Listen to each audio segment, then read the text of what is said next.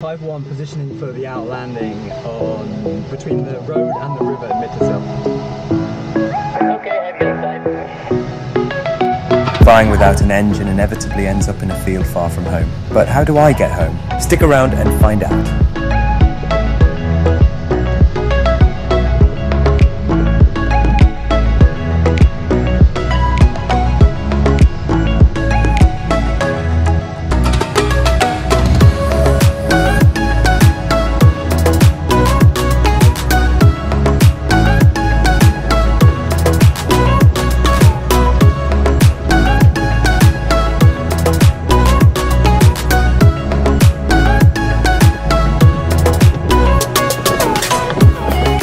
Type 1, safety down, stopped.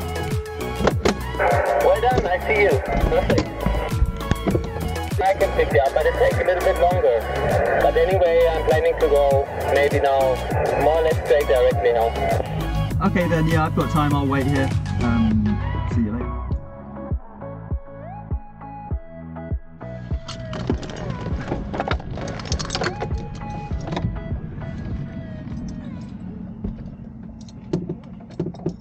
If you're interested in seeing the full outlanding sequence, see the video linked in the description.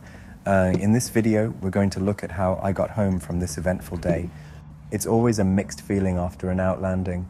On the one hand, your mind is slowly transitioning from being in the air flying to the realization that you are now standing on the ground. On the other hand, you are glad to be safely down with the aircraft in one piece. Both these feelings slowly disappear and a new challenge dawns upon you. How are you going to get home? One thing is common for all outlandings. You've got a lot of time to contemplate the decisions that got you to a field in Austria, but also a lot of time to think how you can get the aircraft out of the field and back home, hopefully early enough to fly the next day.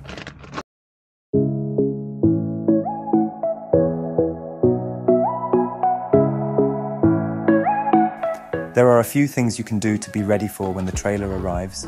The first is to remove all the wing tape and other bits and pieces so the glider is ready for disassembly. It's also a good idea to get the documents ready for when the landowner comes out to find out what you're doing in their field.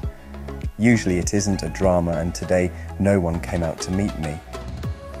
It doesn't look like it's going to stay dry for long, so I take the chance to enjoy a late lunch with the scenic backdrop of the Pinzgau Mountains.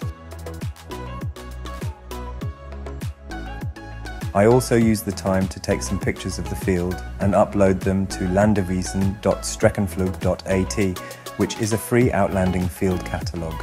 Link in the description. The next thing to do is find out how the trailer is going to reach the field. This field has a paved road running next to it, which I could see from the air, but it is worth checking to see if the junction is trailer friendly and get any specific instructions ready for the driver.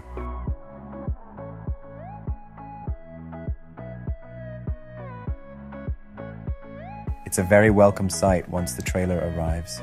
There is still a long drive ahead of us, so we waste no time in getting to work.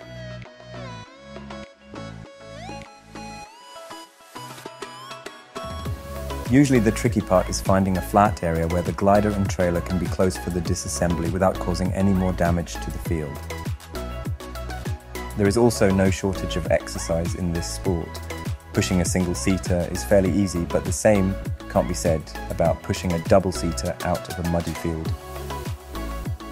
There are a few key ingredients to a smooth retrieve.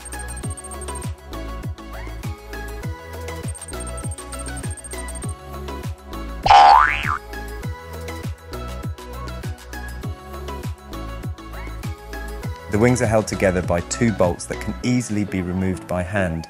Each wing weighs around 80 kilograms and easily detaches from the fuselage and slides into the trailer. We are blocking the road, but are fortunate enough that the passers-by are fascinated by what we are doing and even lend a helping hand out in the rain. The horizontal stabilizer is also easy to remove, and the rest of the glider slides into the trailer on a rail. Getting picked up out of a field was one of the biggest reservations I had when starting to fly cross-country.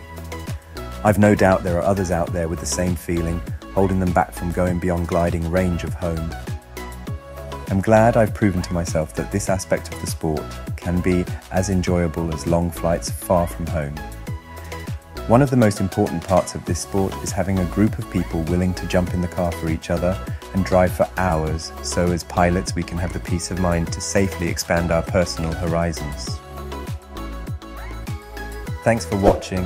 If you've enjoyed this one, you can do me a huge favour and subscribe to my channel. I get some perks from YouTube once I reach 1,000 subscribers, which helps me to keep making videos.